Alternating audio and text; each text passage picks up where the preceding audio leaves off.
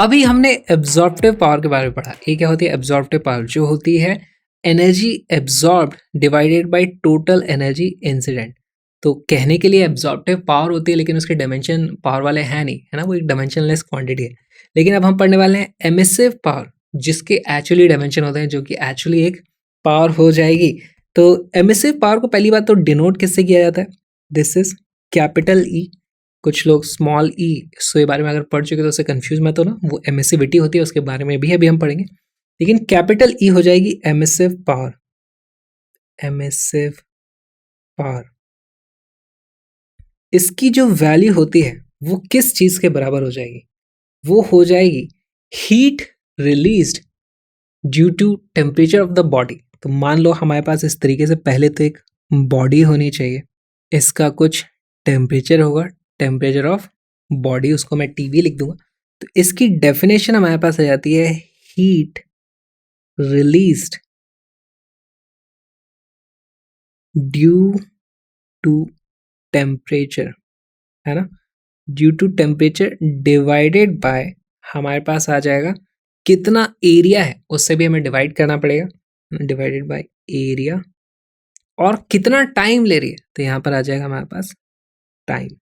Okay, तो कितनी energy इसने रेडिएट कर दी, यहाँ से कितनी एनर्जी इस तरीके से रेडिएट हो रही है, डिवाइडेड बाय कितना इसका एरिया है। ज़्यादा एरिया होगा तो same he amount of energy निकल रही है बड़े एरिया में से, तो उसकी बोलेंगे एमिसिव पावर कम है। और छोटे से एरिया में से बहुत सारी एनर्जी निकल रही है, तो हम बोलेंगे यार इसकी एमिसिव पावर ज़्यादा है। और कम समय में ज़्यादा एनर्जी निकल रही है, यानी कि उसकी और ज़्यादा है, इसीलिए नीचे एरिया और टाइम हमारे पास आ गया। यहाँ पे कुछ हमारे पास पॉइंट्स हैं जो हमें नोट करने हैं। क्या क्या पॉइंट्स है? देखो यहाँ पर जो एरिया है वो कौन सा एरिया है? ये हो जाएगा हमारा exposed area. Area, surface area की यहाँ पर बात नहीं होगी। इसका डिफरेंस मैं आपको समझाना चाहता हूँ। मान लो हमारे पास एक इस तरह की बॉडी है, ऐसी, ठीक। यहाँ पर हमारे पास इसका एरिया है A1, बाहर की तरफ का एरिया है A2। तो हम लिख सकते हैं टोटल सरफेस एरिया, यहाँ पर वो हो जाता है A1 प्लस A2। अगर मुझे इसको पेंट करना है तो अंदर भी पेंट करूंगा, बाहर भी पेंट करूंगा, total surface area A1 plus A2 है। लेकिन अगर मैं एक्सपोज एरिया की बात करूं तो देखो यहाँ से ही इस तरफ बाहर रेडिएशन निकलेगी, तो हमारे काम का एरिया जो यहाँ पर यूज होने वाला है वो होगा सिर्फ A2। आप बोलोगे क्या अंदर वाले से रेडिएशन नहीं निकलेगी? बिल्कुल निकलेगी, लेकिन वो जाएगी और ये खुद ही एब्जॉर्ब कर लेगा, तो वो यहाँ पर ही खेलते रहेंगे, उनका हमें काउंट नहीं करना है। हमें एक्सपोज एरिया जिससे रेडिएशन निकली और गई, अब वो वापस नहीं आने वाली, राइट, हम उसको कंसिडर करते हैं। तो यहाँ पर हम लिखेंगे एक्सपोज्ड एरिया जो यहाँ पर है वो है A2। अब आप बोलोगे कि अगर हमारे पास इस तरह की कोई कैविटी हो गई तो ये वाला एरिया एक्सपोज्ड है, ये वाला एरिया एक्सपोज्ड है, कौन सा है? यहाँ से ये रेडिएशन इधर बाहर जा सकता है, यहाँ से तो एब्जॉर्ब हो जाएगा। तो इस केस में क्या करेंगे? इस केस में ये करेंगे कि ये हमारे सिलेबस से बाहर हो जाएगा, इसके बारे में हमें कुछ करने की ज़रूरत नहीं है। हमारे लिए मोस्टली सारे केसेस, ऑलमोस्ट सारे के सारे केसेस स्फीयर के होने वाले हैं, तो बहुत ही सिंपल होने वाला है। ओके, अब एमिसिव पावर को वापस लिख के देखते। देखो E is heat release. Heat क्या होती है हमारे पास? Heat release divided by time. ये क्या हो जाएगा? पावर। ये क्या होता है? जूल। नीचे आ गया है सेकेंड, और नीचे हमारे पास एरिया भी है, तो इसकी यूनिट आ जाती है जूल पर मीटर स्क्वायर सेकेंड, या फिर जूल पर सेकेंड को ही हम लिख सकते हैं वॉट पर मीटर स्क्वायर। तो हमारे पास ये कुछ यूनिट्स एमिसिव पावर की आ चुकी हैं। ये बेसिकली रेडिएशन, कितना रेडिएशन गिर रहा है हमारे ऊपर। मान लो मेरे पास कुछ रेडिएशन आ रहा है, कि मेरे में से कुछ रेडिएशन निकल रहा है, उस रेडिएशन की इंटेंसिटी आप इसको बोल सकते हो कि कितने वॉट पर स्क्वायर मीटर हमारे पास रेडिएशन है, कितनी एमिसिव पावर है। इसमें और एक छोटी सी चीज ऐड करते हैं कि heat release due to temperature. अब ये टेम्परेचर कौन सा? तो हमें जो चीज़ें पढ़नी है उसमें हमारी पूरी की पूरी बॉडी का एक ही टेम्परेचर होगा, यानी जो सेंटर में टेम्परेचर है वही सरफेस पे भी टेम्परेचर होगा। लेकिन रियल लाइफ में ऐसा नहीं होता है। हमारी अर्थ को ही देख लो, अर्थ के कोर में टेम्परेचर बहुत ज़्यादा है, लेकिन सरफेस से टेम्परेचर काफ़ी कम है, इतना कम है कि हम रह पा रहे हैं। यहाँ पे तो हमारे पास मोल्टन मेटल्स होती है, इतना ज़्यादा गर्म है। तो जब अर्थ से हीट रेडिएट होगी तो वो कौन सा टेम्परेचर कंसिडर किया जाएगा, यहाँ का टेम्परेचर, सरफेस का टेम्परेचर, या फिर इस पूरे टेम्परेचर का एवरेज ले लो T1 + T2 डिवाइडेड बाई 2। तो हमें जो टेम्परेचर कंसिडर करना है वो होगा सरफेस का टेम्परेचर। इस चीज़ को भी हम लिख लेते हैं, सरफेस का टेम्परेचर होना चाहिए।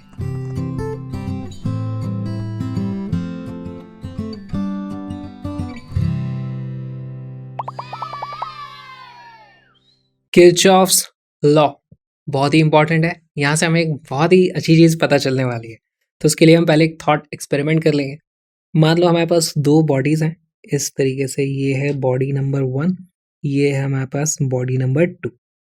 हमारे पास ये है ग्रे बॉडी, है ना, इसका मतलब इसका ए की वैल्यू लेस देन 1 है। ये है हमारी ब्लैक बॉडी, इसके ए की वैल्यू एग्जैक्टली 1 है। ये सब कुछ एब्जॉर्ब कर लेती है इसके ऊपर जो भी आता है। ओके, हमारे एक्सपेरिमेंट में दोनों ही बॉडीज का टेम्परेचर है T, इसका भी T, इसका भी T, और ये जिस सराउंडिंग में रखी हुई है उस सराउंडिंग का भी टेम्परेचर है T। दोनों का ही एरिया भी सेम है, area is equal to A, इसका भी है area is equal to A। अच्छा, इनका रेडिएशन जो होता है उसकी तो बाद में बात करेंगे, पहले देखते हैं ये एब्जॉर्ब कितना करेंगे। तो एब्जॉर्ब करने के लिए हमारे पास सराउंडिंग से इसके ऊपर कुछ रेडिएशन आता है, इधर से सराउंडिंग हर तरफ है, हर तरफ से रेडिएशन इसके पास आ रहे हैं।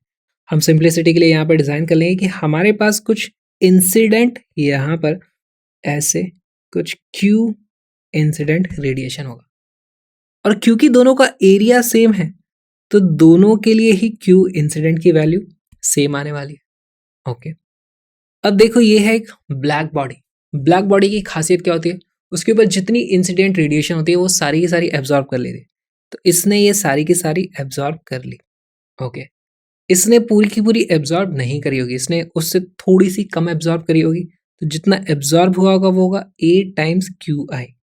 ठीक, अब अगर ये एनर्जी एब्जॉर्ब करते जा रहे हैं तो इनका टेम्परेचर बढ़ना चाहिए, लेकिन ये सराउंडिंग में रखे हैं इक्विलिब्रियम में, तो हमें पता है इनका टेम्परेचर तो बढ़ नहीं रहा है। इस पर्टिकुलर टेम्परेचर पे अगर सराउंडिंग के कारण इसके ऊपर इतनी इंसिडेंट रेडिएशन है तो इससे जो बाहर जा रहा होगा, इसका जो एमिशन हो रहा होगा इसके टेम्परेचर के कारण, वो भी एग्जैक्टली इतना ही होगा जितना इसने एब्जॉर्ब किया है। तो यहाँ पर जो बाहर रेडिएट हो जाएगा वो हो जाएगा QI के ही बराबर।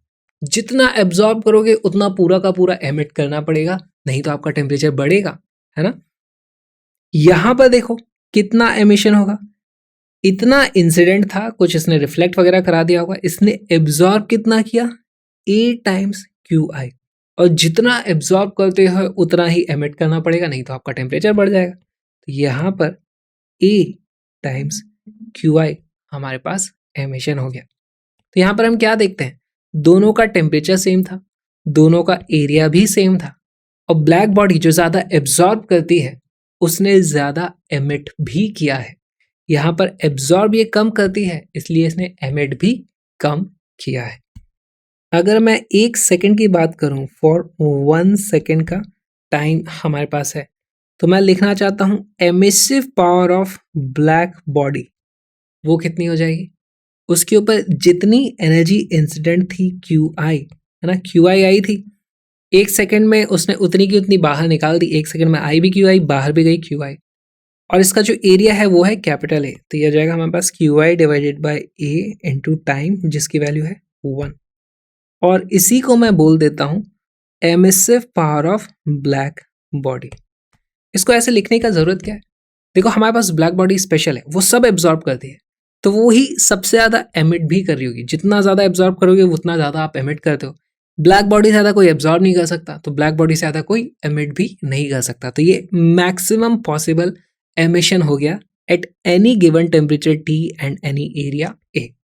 ठीक है, अब हमारी ग्रे बॉडी के लिए अगर मैं बात करूं तो मैं लिखूंगा E ऑफ ग्रे, उसने कितना एमिट किया है A × QI, उसको मैं लिख दूंगा A × QI डिवाइडेड बाय उसका एरिया भी था कैपिटल A, और उसको भी टाइम दिया गया है 1 सेकेंड का। तो यहाँ पर ये देखो, ये जो टर्म है ये पूरी टर्म तो EBB हो गई, हो जाता है A into emissive power of black body. ये बहुत ही एक इंटरेस्टिंग हमारे पास रिजल्ट आ गया है। और यहाँ पर देखो मैं इसको फिर से रीअरेंज कर सकता हूँ। तो emissive power of grey divided by उसका A is equal to emissive power of black body divided by उसकी एमिसिव पावर, जो कि एक्चुअली 1 है, तो उसको हमें लिखने की भी ज़रूरत नहीं है। और इस तरीके से हमारे पास बहुत सारी बॉडी हो सकती हैं, बॉडी 1, बॉडी 2, बॉडी 3। तो हम लिख देंगे हमारे पास E1 divided by A1 is equal to E2 divided by A2 is equal to E3 divided by A3 is equal to E of black body divided by 1। आप चाहो तो ऐड कर सकते हो। अच्छा, इस किर्चॉफ्स लॉ को अगर मैं लिखना चाहूँ लैंग्वेज में तो कैसे लिखूंगा? देखो यहाँ पर जिसने ज़्यादा एब्जॉर्ब किया था, यानी कि ब्लैक बॉडी ने, उसने ज़्यादा एमिट किया, है ना। यहाँ पर इसने कम एब्जॉर्ब किया था, तो ये कम ही एमिट कर पाएगी एट एनी टेम्परेचर टी। तो जो ज़्यादा एब्जॉर्ब करता है वही अच्छा एमिट करता है, और जो कम एब्जॉर्ब करता है वो अच्छा रिफ्लेक्ट करता है या ट्रांसमिट करता होगा, है ना। तो यहाँ पर से लाइट तो उतनी आई थी, इंसिडेंट रेडिएशन तो उतना ही था, उसने कम एब्जॉर्ब किया तो कम ही एमिट कर रहा है उस पर्टिकुलर टेम्परेचर पे, लेकिन थोड़ा सा रिफ्लेक्ट भी कर रहा होगा, और ये दोनों मिलाकर के इसके बराबर ही हो जाएंगे। लेकिन हमें जो लिखना है, हमें क्या लिखना है? Good absorbers ABSORBERs are good emitters. ये बहुत ही इंपॉर्टेंट लाइन है, और सिमिलरली गुड को आप बैड से रिप्लेस कर दोगे तो भी वो इक्वली गुड स्टेटमेंट रहेगा हमारा। यहाँ पर हमें और एक टर्म को इंट्रोड्यूस करना पड़ेगा, जो है एमिसिविटी। एमिसिविटी क्या होती है? देखो, सबसे पहले तो हम एक चीज़ समझ गए हैं कि हमारे पास किसी भी टेम्परेचर टी पर जो मैक्सिमम रेडिएशन होता है वो ब्लैक बॉडी के कारण होता है। ब्लैक बॉडी से सबसे ज़्यादा रेडिएशन होता है किसी भी टेम्परेचर टी पर, बाकियों का उससे कम है। तो क्या हम यहाँ पर एक रेशियो निकाल सकते हैं? क्या मैं किसी भी मटेरियल के लिए एक एमिसिविटी कांस्टेंट बना सकता हूँ कि जो भी रेडिएशन हो रहा है उसकी वैल्यू हो जाएगी emissivity multiplied by emissive power of black body. यहाँ पर ये मैक्सिमम एमिसिव पावर जो पॉसिबल है उस पर्टिकुलर टेम्परेचर पे, एक फ्रैक्शन उस पावर का हमारी emissive power of that particular grey body हो जाएगी। तो यहाँ से E की वैल्यू क्या होती है? E is equal to emissive power of grey body divided by emissive power of black body. ये उस पर्टिकुलर ग्रे बॉडी की एमिसिविटी होती है। इसको हम क्या लिखते हैं? This is known as emissivity. क्या कोई मुझे इस एमिसिविटी की रेंज बता सकता है? इसकी वैल्यू कहाँ से कहाँ तक आएगी? देखो, हमारे पास मैक्सिमम रेडिएशन ब्लैक बॉडी से होता है, ये किसी भी ग्रे बॉडी का, दूसरी बॉडी का रेडिएशन उससे कम ही होगा, तो ये जो रेशियो है उसकी वैल्यू 1 से छोटी ही होगी। तो हम यहाँ पर लिख सकते हैं emissivity E is less than 1 and more than 0। अगर परफेक्ट केसेस होते तो यहाँ पर आप इस तरीके से इक्वालिटी लगा सकते थे, लेकिन रियल लाइफ में हम जानते हैं ऐसा नहीं होता है। ओके, तो हमारे पास ये एक डेफिनेशन है कि भाई कोई भी बॉडी जो है वो कितना एमिट कर सकती है with comparison to a black body, जो कि सबसे ज़्यादा एमिट करती है उस पर्टिकुलर टेम्परेचर पे। इसका एब्जॉर्प्शन से कोई लेना देना नहीं है अभी तक। फिर दूसरा हमारे पास एक और टर्म होती थी कि कितना आप एब्जॉर्ब कर सकते हो, राइट। जितना आपके पास इंसिडेंट होता है उसका कितना परसेंटेज आप एब्जॉर्ब कर सकते हो, वो एब्जॉर्प्टिव पावर होता था। और यहाँ पर किर्चॉफ्स लॉ ने हमें बताया कि जितना आप एब्जॉर्ब करोगे उतना ही तो एमिट करोगे। तो इन दोनों को जब आप इक्वेट करोगे, E grey is equal to A times E B B और E grey is equal to E times E B B, जब इन दोनों को आप इक्वेट करोगे यहाँ से आपको मिल जाएगा इस जगह से और इस जगह से E इज इक्वल टू ए। ये शायद अभी आपको देखने में बहुत आसान लग रहा हो, लेकिन आसान है भी, लेकिन इसकी डेरिवेशन समझना ज़रूरी है। ये एब्जॉर्प्टिव पावर अलग जगह से आता है कि कितना इंसिडेंट था, उसका कितना परसेंटेज या किस रेशियो में उसका कितना फ्रैक्शन आपने एब्जॉर्ब कर लिया। एमिसिविटी कहीं और से आती है कि मैक्सिमम एमिशन जो पॉसिबल था ब्लैक बॉडी का, उसका कितना पार्ट आप कर पा रहे हो, आपकी कैपेसिटी कितनी। और किर्चॉफ ने बताया कि जितना एब्जॉर्ब होता है उतना ही तो निकलता है, नहीं तो टेम्परेचर बदल जाएगा। उससे हमें पता चलता है कि ई की वैल्यू ए के बराबर होगी और किरचॉफ लॉ से हम ये डिराइव कर सकते हैं।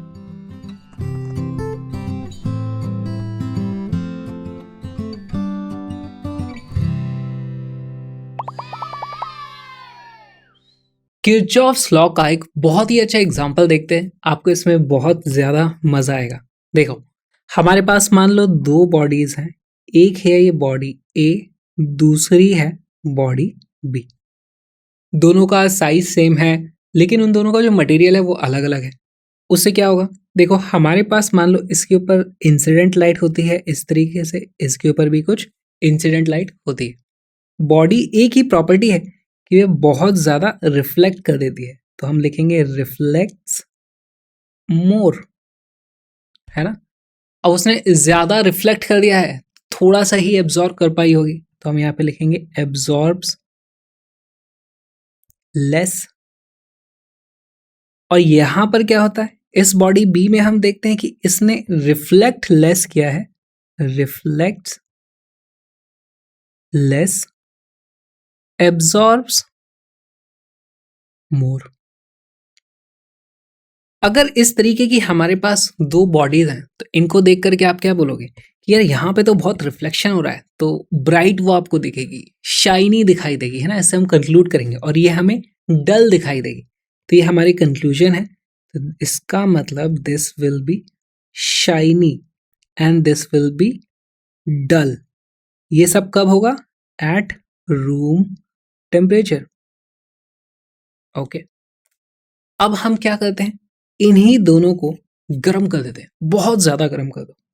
ओके, इसको बहुत ज्यादा गर्म कर दूंगा तो ये बॉडी दिखने में तो ऐसे ही है, ये है हमारी बॉडी बी इस तरीके से। और क्योंकि इनका टेम्परेचर बहुत ज्यादा बढ़ा दिया है, तो अब ये कुछ रेडिएशंस एमिट करेंगे। और हम जानते हैं जो अच्छा एब्जॉर्बर होता है वही अच्छा एमिटर होता है। तो यहां पर हम देखते हैं कि इनमें एमिशंस इसके ज्यादा होंगे, एमिट्स मोर। इसको एमिशन नहीं बोलना चाहिए, हम बोलेंगे इसको रेडिएट्स मोर, लिख देता हूं मैं यहाँ पे, रेडिएट्स मोर। दोनों ही चीजें सेम है, एमिट भी एमिसिविटी पढ़ रहे हैं, emission is also the correct term, पर रेडिएशन चैप्टर है तो रेडिएट्स मैंने लिख दिया। ऐसा क्यों हुआ, क्योंकि किरचॉफ्स ने बताया था good absorbers are good emitters. यहाँ पे हम लिख देंगे this is Kirchhoff's law, good absorbers are good emitters. अब यहां पर क्या होगा, इसने कम एब्जॉर्ब किया था, इसी के कारण ये अब की बार इस हायर टेम्परेचर पे भी हम देखेंगे वो कम रेडिएट करेगी। तो इसमें से जो रेडिएशन होगा हम लिखेंगे रेडिएट्स लेस। अब हायर टेम्परेचर पे अगर मैं देखूं, यहां पर अपनी आंख ले आऊं, तो मैं देखूंगा इसमें से बहुत सारी रेज निकल रही हैं, इसमें से काफी कम रेज निकल रही हैं। तो उस केस में मुझे ये वाली बॉडी यहां पर शाइनी दिखाई देगी और ये वाली बॉडी मुझे डल दिखाई देगी। सिर्फ हमने टेम्परेचर बदला, देखो हमने टेम्परेचर बदला, ये था रूम टेम्परेचर, ये है एट हायर टेम्परेचर। यहां पर हमने सिर्फ टेम्परेचर बदला है, टेम्परेचर बदलने पे शाइनी चीज डल हो गई, डल चीज शाइनी हो गई। तो यहाँ पे हमें समझना पड़ेगा कि ऐसा हो क्यों रहा है, और ये बहुत ही इंपॉर्टेंट है। ऐसा हमें देखने को इसलिए मिला क्योंकि यहाँ पर रिफ्लेक्शन डोमिनेट कर रहा था, यहाँ पे बहुत सारी लाइट रिफ्लेक्ट करी जा रही थी, यहाँ पर रिफ्लेक्शन कम हो रहा था, और इससे कुछ टेम्परेचर कम था तो एमिशन हो रहे होंगे, लेकिन वो हमारे विजिबल रेंज के नहीं थे, इसलिए वो लाइट हमें दिखती नहीं है। लेकिन जब हमने टेम्परेचर बढ़ाया, लोहे को गर्म करते जाते तो वो रेड हॉट हो जाता है, उसमें से ग्लो निकलने लग जाता है, राइट। तो उस केस में यहाँ पर रेडिएशंस डोमिनेट कर रहे हैं, उसके ऊपर आप टॉर्च जला के डालो या कुछ भी रोशनी और डालते रहो तो वो रिफ्लेक्ट तो उतनी करेगी, लेकिन इसके रेडिएशन इतने ज़्यादा है कि उस रिफ्लेक्शन से ज़्यादा ये हमें शाइनी दिखाई देने लगती है। तो इस चीज़ को भी हम लिख लेंगे यहाँ पे, emission is dominant, emission is dominant effect. यहाँ पर रिफ्लेक्शन इज डोमिनेंट थोड़ी सी कैलकुलेशन करनी है तो आप इस तरीके से कर सकते हो। देखो इन दोनों में से ब्लैक बॉडी कोई नहीं है अभी, मान लो ये एकदम ही ब्लैक बॉडी होती, या फिर इसका मैं लिख सकता हूँ कि इसके ए की जो वैल्यू है, ए इज अप्रॉक्सीमेटली इक्वल टू 1, या फिर मैं इसको ए की वैल्यू 0.99 बोल देता हूँ, और यहाँ पर मैं बोल दूंगा ए इज इक्वल टू 0.01। तो ये काफ़ी अच्छा रिफ्लेक्टर बन गया, ये काफ़ी अच्छा ब्लैक बॉडी बन गया। इस तरीके से हम देख सकते हैं।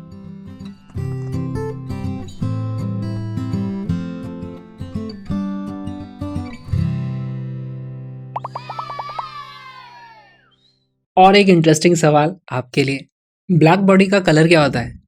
क्या ब्लैक बॉडी ब्लैक होती है? ऐसा कोई ज़रूरी नहीं है। देखो ब्लैक बॉडी, मान लो हमारे पास एक बॉडी है, अगर इसके ऊपर कोई इंसिडेंट रे आती है इस तरीके से, तो क्योंकि एक ब्लैक बॉडी है, ब्लैक बॉडी, तो यहाँ पर नो रिफ्लेक्शन, नो रिफ्लेक्शन, कोई लाइट हमारे पास आएगी ही नहीं, तो हमें क्या लगेगा कि ये एक ब्लैक कलर की बॉडी है, तो ऐसा हमें लगेगा ब्लैक बॉडी ब्लैक होती है। लेकिन ये पूरी कहानी नहीं है। हमने इस ब्लैक बॉडी को यहाँ पर हीट कर दिया, इसका टेम्परेचर बढ़ गया, तो अब इसमें से रेडिएशन ज़्यादा निकलेंगे, ठीक है। तो ये देखो इसमें से रेडिएशन इस तरीके से निकल रहे हैं। अब अगर मैं यहाँ पे देखूंगा तो हो सकता है मुझे रेड एमिशंस दिखाई दें, तो उस केस में क्या मैं बोलूँगा कि इस पर्टिकुलर टेम्परेचर पे इस ब्लैक बॉडी का कलर रेड था। और हमें आसमान में जो सूरज दिखाई देता है, सूरज एक्चुअली एक ब्लैक बॉडी है, इसके बारे में भी हम पढ़ेंगे। तो सन हमें वाइट इसलिए दिखाई देता है क्योंकि उसका टेम्परेचर बहुत ज़्यादा है। ऐसा नहीं कि वो वाइट लाइट कहीं से रिफ्लेक्ट करता है, उसके ऊपर मैं वाइट लाइट डालूंगा तो वाइट लाइट रिफ्लेक्ट कर देगा। हाँ, हमारे पास रिफ्लेक्शन और एमिशन दोनों के कारण ही कलर हो सकता है। ब्लैक बॉडी का कलर रिफ्लेक्शन के कारण नहीं होता है, एमिशन के कारण उसका कुछ भी कलर हो सकता है डिपेंडिंग अपॉन द टेम्परेचर। तो इस चीज़ को भी हम लिख लेते हैं, रेड एमिशन होगा या फिर ब्लू एमिशन होगा, तो यानी कि कैन हैव कलर। ओके, और एक important point, sun appears white because of its temperature.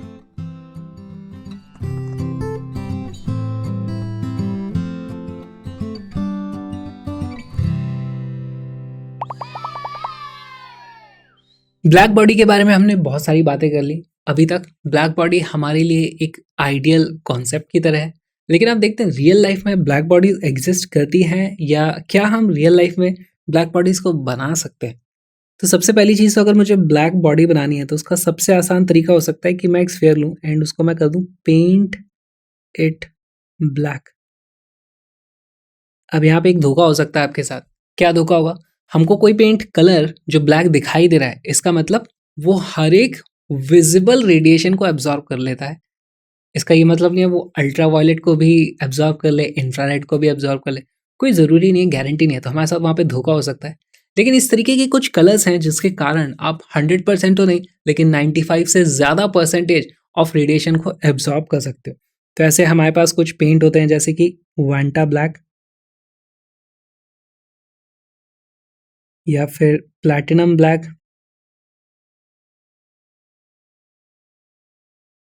या फिर आप ग्रेफाइट भी ले सकते हो। इन सब से आप ब्लैक बॉडी बना सकते हो। अच्छा, ब्लैक बॉडी की डेफिनेशन क्या है? कि उसके ऊपर कोई भी इंसिडेंट रेडिएशन हो वो लौट के वापस ना आए। तो उसका एक तरीका तो ये हो गया, कलर्स ने उसको एब्जॉर्ब कर लिया।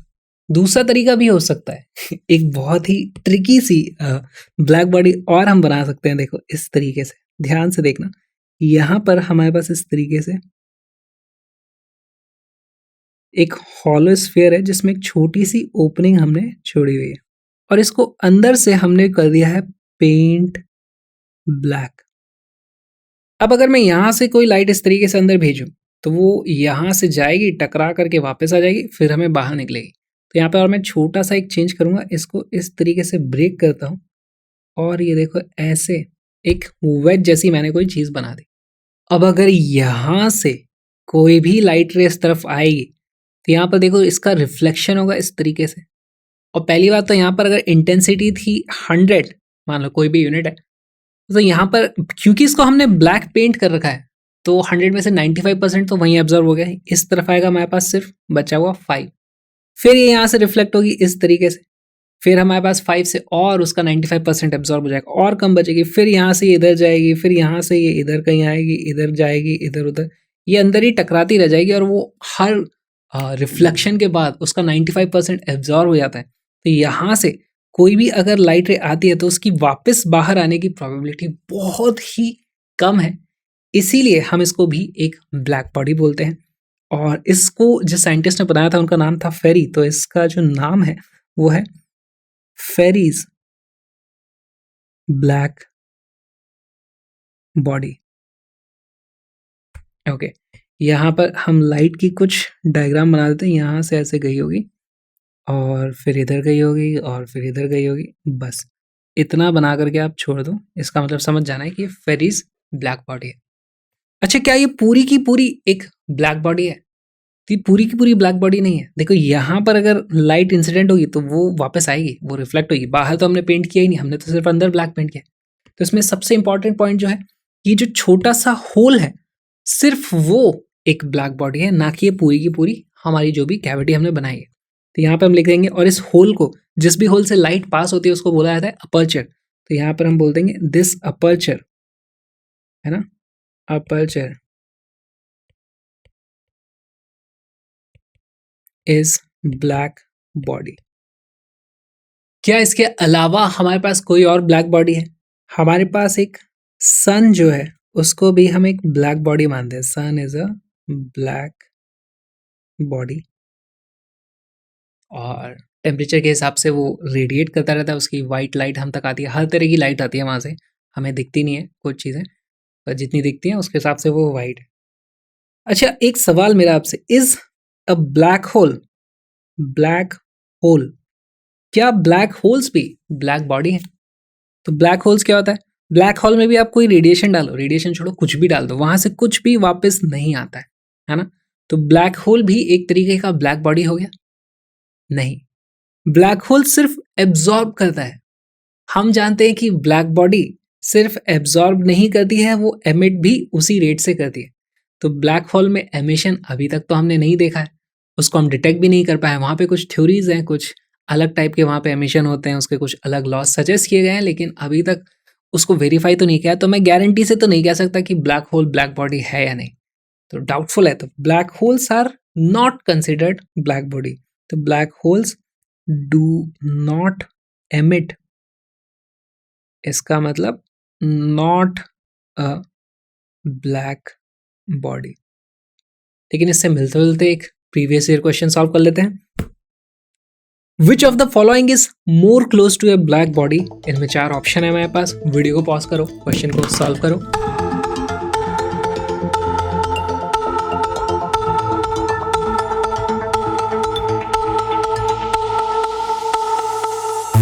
इस क्वेश्चन का करेक्ट आंसर है ए। कैसे आया? देखो, हमें पता है बी और डी तो इसका आंसर नहीं होने वाले, उनके तो वैसे ही हमें रिफ्लेक्टिव कलर्स पता है, ये तो नहीं है। ब्लैक होल हमें पता है कि वो ब्लैक बॉडी नहीं होते, तो ब्लैक बोर्ड पेंट ही हमारा ऑप्शन बचता है, जो कि सबसे ज़्यादा क्लोज है एक आइडियल ब्लैक बॉडी के। तो option number A is the correct answer. Kirchhoff का और एक लॉ है कि जो जितने ज़्यादा वीडियोस देखता है वो उतने ही ज़्यादा लाइक करता है। तो प्लीज़ जितने भी वीडियोस देख रहे हो सबको लाइक करो, चैनल को सब्सक्राइब जरूर करना, और पूरी योलो सीरीज देखो यार, उसमें ऐसे ही डिटेल में सारे के सारे क्वेश्चंस, बहुत सारे कॉन्सेप्ट सबको समझाया गया। तो हम मिलेंगे योलो सीरीज में, मुझे रहेगा आपका इंतजार। एंड प्लीज सपोर्ट कैशअप, इस QR कोड को स्कैन करो, कुछ डोनेट करो, ताकि मैं और भी ऐसे वीडियोज़ बना पाऊँ।